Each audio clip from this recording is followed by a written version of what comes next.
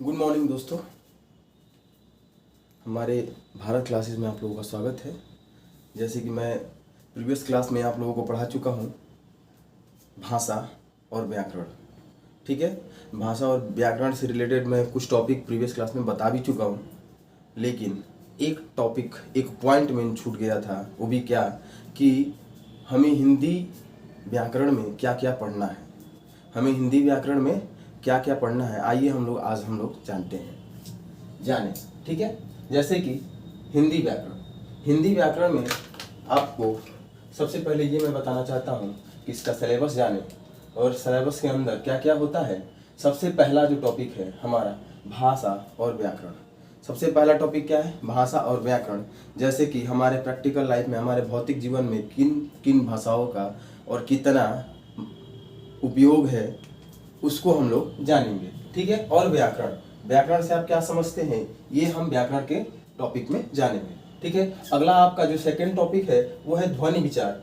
ध्वनि विचार, वर्ण और ध्वनि, मतलब ये कि आप वर्ण और ध्वनि से क्या समझते हैं, ध्वनि विचार होता क्या है, ये हम लोग इसमें सीखेंगे।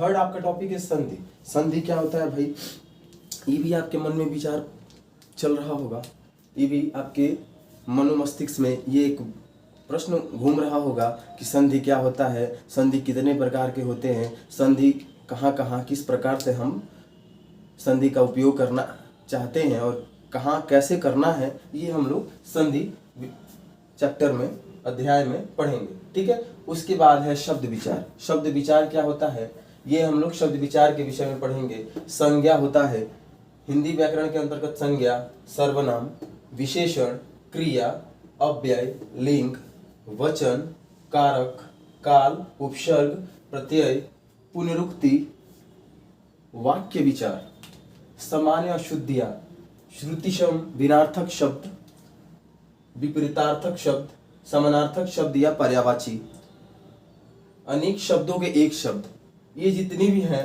व्याकरण के अंतर्गत टॉपिक्स को हम लोग अध्ययन करेंगे। व्याकरण के अंतर्गत ये सभी जितने भी टॉपिक्स हैं उनका क्या करेंगे, अध्ययन हम करेंगे। और उसके आगे है अनेक शब्दों का एक शब्द, यानी कुछ ऐसे शब्द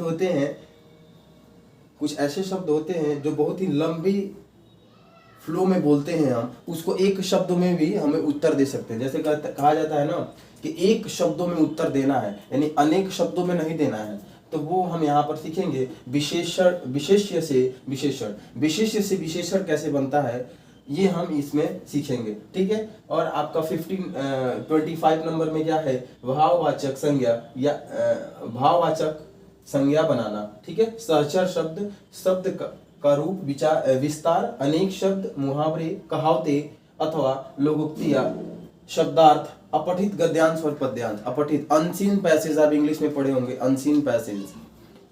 ठीक है, उसके विषय में हम लोग पढ़ेंगे। एक स्टोरी होती है और उस स्टोरी को कैसे हम पढ़कर, और वो भी अनसीन पैसेज, जो आज तक आपने कभी उस पैसेज को पढ़ा नहीं है, उस गद्यांश को आपने पढ़ा नहीं है, उसे हम पढ़कर उससे रिलेटेड जो प्रश्न होते हैं उनके उत्तर देने रहते हैं, ये आप इसमें सीखेंगे। ठीक है, आपका 33 नंबर है निबंध। हम लोग निबंध सीखेंगे कि कैसे निबंध हम लिखते हैं, निबंध लिखने के क्या क्या तरीके होते हैं, हम इसमें सीखेंगे निबंध। ठीक है, उसके बाद पत्र लेखन में किस प्रकार का पत्र लिखा जाता है, पत्र लिखने का फ्रेमिंग क्या होता है, ये हम लोग किसमें सीखेंगे, पत्र लेखन में सीखेंगे। शब्द शक्ति क्या होती है, ये हम लोग इस अध्याय में सीखेंगे। उसके बाद है रस क्या होता है, छंद क्या होता है, अलंकार क्या होता है, ये सभी इन अध्यायों के अंतर्गत हम लोग अध्ययन करेंगे। रचना और रचयिता के अंतर्गत किन किन रचनाओं का कौन कौन रचयिता है, कौन कौन है, ये सब हम इसके अंतर्गत सीखेंगे। आइए अगला हम आपको बताना चाहते हैं इसके आगे कि हम लोगों ने इतना तो सिलेबस देखा ही कि हिंदी व्याकरण के अंतर्गत, इसके अंतर्गत जितने भी विषय सूचियां हैं मैं आपके सामने बोर्ड पे व्यक्त कर चुका हूं कि भाषा व्याकरण, जैसे कि पिछले क्लास में बताया था इंट्रो के बाद, अभी तो प्रेजेंट में इंट्रो हुआ, उसके बाद हम लोग चलेंगे भारतीय आर्य भाषाएं के अंतर्गत मैं भारतीय आर्य भाषाओं का कैसे विकास हुआ उसमें मैं जितने तरीके की भाषाओं का उत्पत्ति स्टेप बाय स्टेप होती गई है, उनके बारे में मैं एक्सप्लेन कर चुका हूँ। आगे मैं आपको बताना चाहता हूँ कि मैं उसमें अपभ्रंश की एक समय सारणी बताया था। अपभ्रंश की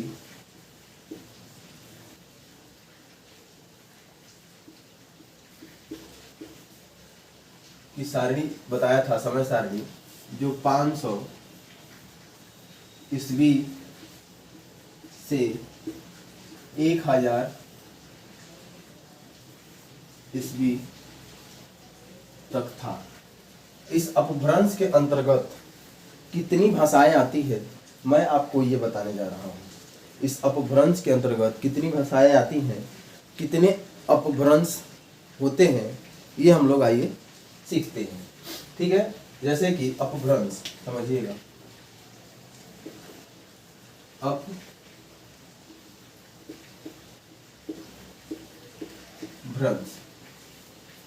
अपभ्रंश और आधुनिक भारतीय भाषाएं। अपभ्रंश और आधुनिक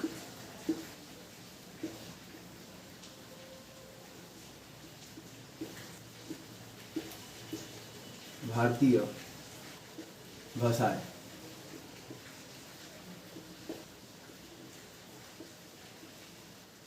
ठीक, अब अपभ्रंश के अंतर्गत एक अपभ्रंश आता है जिसे कहते हैं सौर सेनी अपभ्रंश। क्या कहते हैं उसे? सौर सेनी अपभ्रंश। सौर सेनी अपभ्रंश के अंतर्गत भारतीय भाषाएं कौन कौन सी आती है, मैं आपको बताना चाहता हूं कि सौर सेनी अपभ्रंश के अंतर्गत आता है पश्चिमी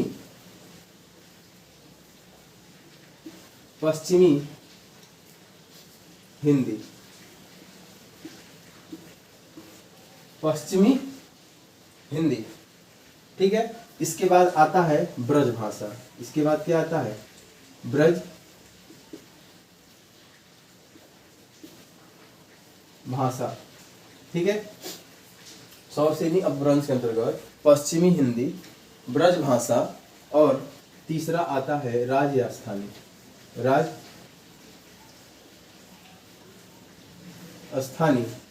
और चौथा होगा खड़ी बोली।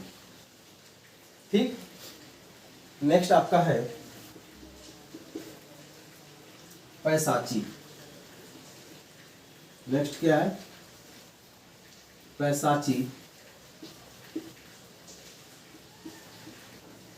अपभ्रंश। सौर सेनी अपभ्रंश के अंतर्गत पश्चिमी हिंदी, ब्रज भाषा, राजस्थानी, खड़ी बोली आता है। और नेक्स्ट है पैसाची अपभ्रंश। अब पैसाची अपभ्रंश के अंतर्गत दो भाषाएं आती हैं। कौन कौन सी आती है, आइए हम जानें। पैसाची अपभ्रंश के अंतर्गत दो भाषाएं आती है, लहंगा और दूसरा होता है पंजाबी। क्या होता है? लहंगा और पंजाबी। थर्ड है आपका, तीसरा है ब्राचर अपभ्रंश। क्या है? ब्राचर अपभ्रंश। ब्राचर अपभ्रंश क्या होता है? इसके अंतर्गत एक ही भाषा आती है जिसे हम कहते हैं सिंधी भाषा। क्या कहते हैं? सिंधी भाषा, ठीक है। थर्ड है, फोर्थ खस। क्या है? खस भाषा। खस अपभ्रंश।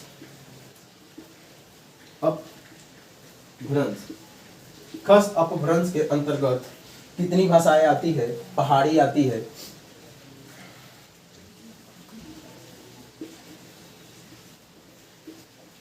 खस अपभ्रंश के अंतर्गत पहाड़ी आती है, गढ़वाली आती है, कुमायूनी आती है, तीसरा गढ़वाली आती है, ये भाषाएं इनके अंतर्गत आती हैं। फिफ्थ आपका है मागधी। मागधी,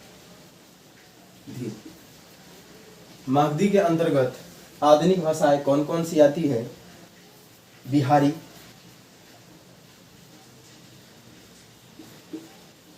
बिहारी,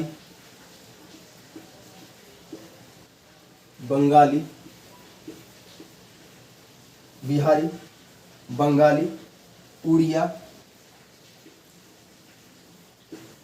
उड़िया, असमिया,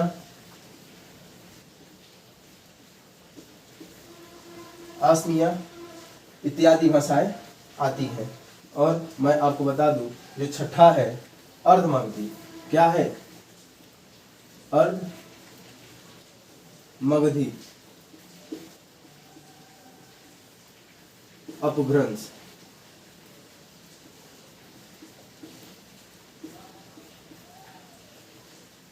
अर्धमगधी अपभ्रंश। अब इसके अंतर्गत मैं आपको बताना चाहता हूं कि कौन कौन सी भाषाएं आती है। पूर्वी हिंदी, अवधी, पूर्वी हिंदी,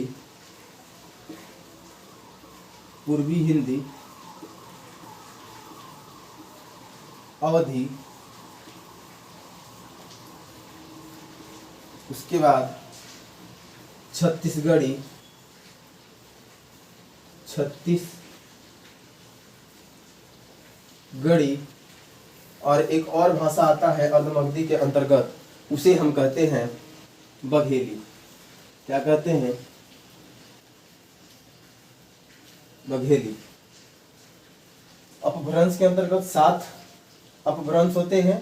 सौरसेनी, पैसाची, ब्राचंड, खस अपभ्रंश होता है, मागधी अपभ्रंश और अर्धमगधी अपभ्रंश। और एक 7वां जो होता है उसे हम कहते हैं, क्या कहते हैं भाई? महाराष्ट्री। महाराष्ट्री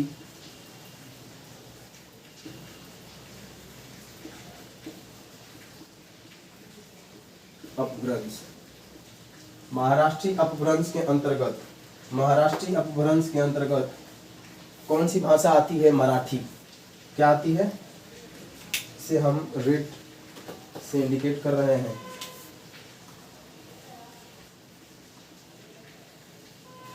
मराठी। भारतीय आर्य भाषाओं के अंतर्गत बहुत सारे ऐसे भाषाएं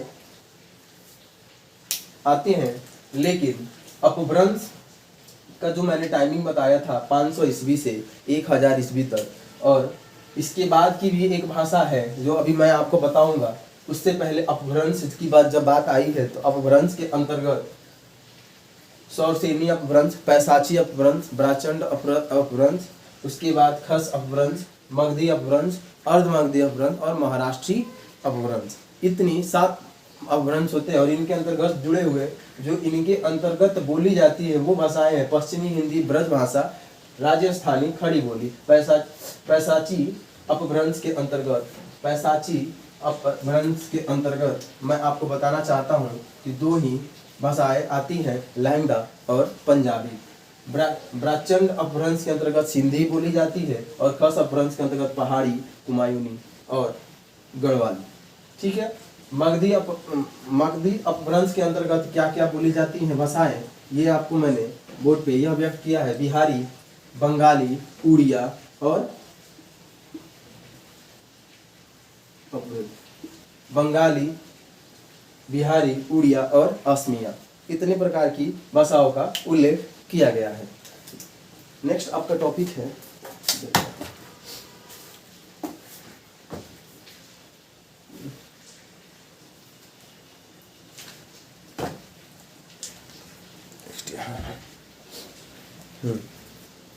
ना, इरेज कर दिए।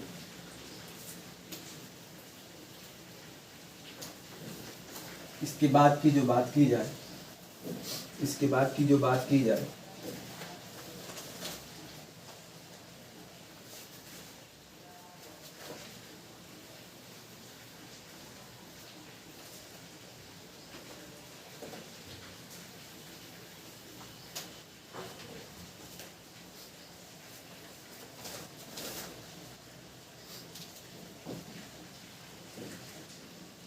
हिंदी की।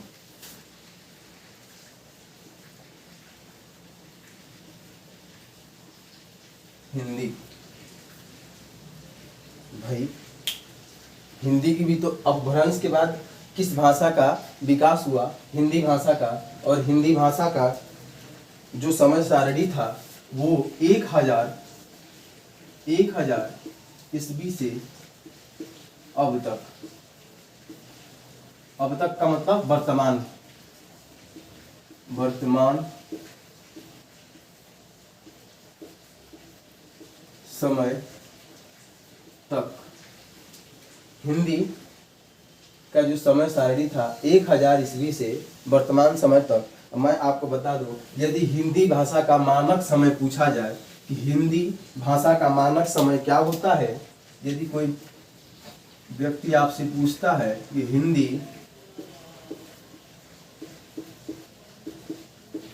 भाषा का मानक समय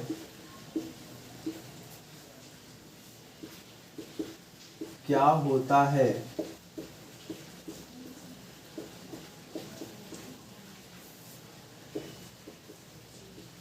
उत्तर में आप लिखेंगे, ये अधिकतर प्रतियोगिताओं में ये प्रश्न अधिकतर पूछे जाते हैं। हिंदी भाषा का मानक समय क्या होता है? तो हिंदी भाषा का मानक समय, हिंदी भाषा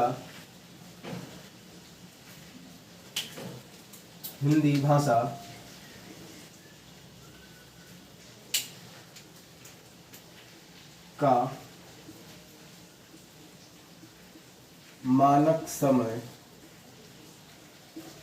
1100 ईस्वी है। क्या होता है? हिंदी भाषा का मानक समय 1100 ईस्वी होता है। नेक्स्ट मैं आपको ये बताना चाहता हूँ कि हिंदी भाषा का आगमन भारत में कब कैसे हुआ, हिंदी शब्द की उत्पत्ति कैसे हुई और हिंदी भाषा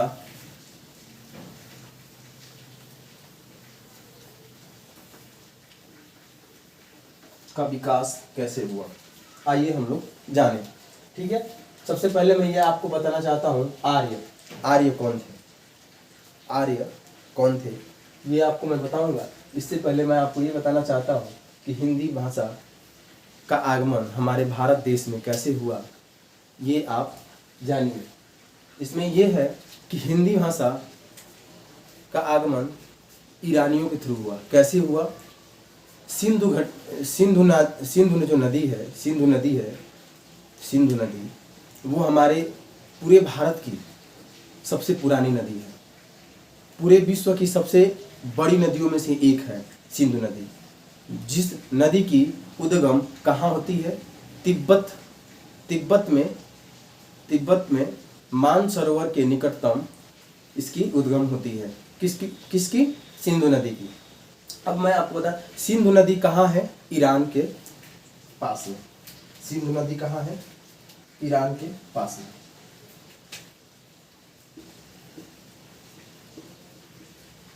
सिंधु नदी ईरान के पास में। ईरान के पास।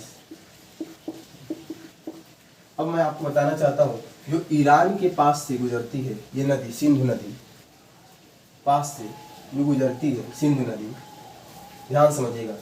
वहाँ के रहने वाले जो ईरानी लोग थे उनकी भाषाएं क्या थी? ईरानी लोग उनकी भाषाएं थी फारसी। अब ईरान के जो रहने वाले लोग हैं, ध्यान समझिएगा, वे प को और फ को प पढ़ते हैं, त तथा थ को त पढ़ते हैं, स को वे ह पढ़ते हैं। जो ईरान के रहने वाले लोग थे वे क्या पढ़ते थे? प को और फ को प पढ़ते थे, त और थ को भी त पढ़ते थे और स को क्या पढ़ते थे, स को क्या पढ़ते थे, ह पढ़ते थे। और मैं आपको बता दूं ध तथा द को क्या पढ़ते थे, ध और द को भी वे द ही पढ़ते थे। कौन, ईरानी लोग। देखिए उनकी जो भाषाएं थी फारसी, इसको वे पारसी भी कहते थे। क्या कहते थे, पारसी। फारसी भाषा को वे क्या कहते थे, पारसी कहते थे। नेक्स्ट आपको मैं बता दूं, जो सिंधु नदी थी, जो सिंधु नदी है, जो सिंधु नदी है, इस सिंधु नदी को वे लोग हिंदू नदी कहते थे। क्या कहते थे, हिंदू नदी। क्यों, क्योंकि वे स को क्या कहते हैं भाई, स को ह कहते हैं और ध और द को द कहते हैं, इसलिए वे सिंधु नदी को हिंदू नदी कहते थे। आगे मैं आपको ये बताना चाहता हूं कि इसके बाद मैं ये आपको बताना चाहता हूं कि भारत देश में हिंदुस्तान शब्द कैसे हुआ। भारत देश में हिंदुस्तान शब्द का आगमन कैसे हुआ। देखिए जिस प्रकार से सिंधु नदी को हिंदू नदी वे कहते थे, ठीक उसी प्रकार वे लोग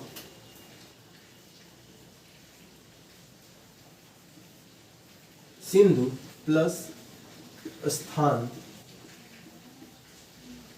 को वे क्या कहते थे, हिंदू प्लस स्थान, यानी कि हिंदू प्लस स्थान को क्या कहते हैं भाई, हिंदुस्तान।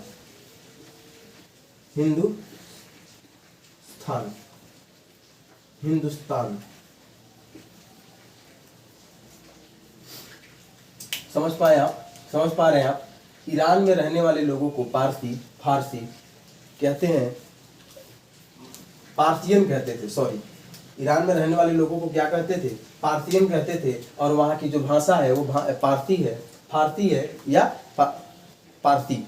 फारसी को भी क्या कहते थे, पारसी ही कहते थे। तो प और फ का उच्चारण भी क्या करते थे, प करते थे। त और थ का जो उनका उच्चारण था वो त था, और स का उच्चारण क्या था उनका, ह था। क्या आप समझ पा रहे हैं, क्या आप समझ पा रहे हैं। इस प्रकार से हमारे हिंदी का आगमन हुआ हमारे भारत देश में। और उसके आगे मैं आपको बताना चाहता हूँ कि हिंदू से हिंदुस्तान कैसे हुआ, ये आप क्लियर कर पाए। हिंदी शब्द किस भाषा का शब्द है, आपके दिमाग में ये भी चल रहा होगा भाई हिंदी शब्द किस भाषा का शब्द है, क्योंकि हिंदी और भाषा में बहुत अंतर होता है। हिंदी और भाषा, यानी भाषा से हिंदी शब्द की उत्पत्ति नहीं हुई है, और ना ही हिंदी शब्द से भाषा की। पॉइंट समझिएगा ध्यान से।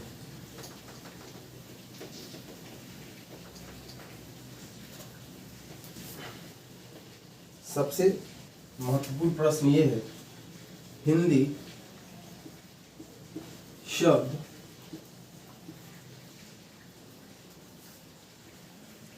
किस भाषा का शब्द है, यानी भाषा से शब्द क्रिएट हो रहे हैं, किस भाषा के अंतर्गत हिंदी शब्द आते हैं। आपकी ये जो प्रश्न है, हिंदी शब्द किस भाषा का शब्द है, हिंदी शब्द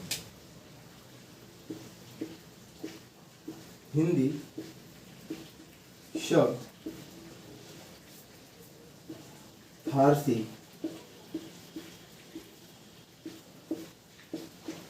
पारसी या ईरानी भाषा है, भाषा का शब्द है। हिंदी शब्द किस भाषा का शब्द है, हिंदी शब्द पारसी या फारसी ईरानी भाषा का शब्द है। क्या आप हमारी बात समझ पा रहे हैं। हिंदी का समय, वर्तमान समय और कब से कब तक था, यानी 1000 ईस्वी से वर्तमान समय तक। और इसका मानक समय क्या होता है, मानक समय, हिंदी भाषा का मानक समय 1100 ईस्वी होता है। क्या होता है, 1100 ईस्वी। और आपका जो मैंने लास्ट में जो पॉइंट बताया, हिंदी शब्द किस भाषा का शब्द है, तो आप तुरंत बताएंगे कि हिंदी भाषा का जो हिंदी शब्द है वो किस भाषा का शब्द है, पारसी या फारसी या ईरानी। अगर किसी एग्जाम के प्रश्न अगर इस प्रकार से आते हैं कि हिंदी शब्द किस भाषा का शब्द है, तो आप पारसी, फारसी या ईरानी इन तीनों में से कोई भी एक आंसर लगा सकते हैं। इसके अलावा कहीं भी आप भटकेंगे नहीं, कहीं भी आपको भटकना नहीं है। तो ये आपका रहा आज का भारतीय आर्य भाषाओं का टॉपिक, यहाँ पे समाप्त हुआ। और अगला टॉपिक नेक्स्ट क्लास में आपको बताया जाएगा और यहीं पे क्लास समाप्त की जाती है। जय हिंद, जय भारत।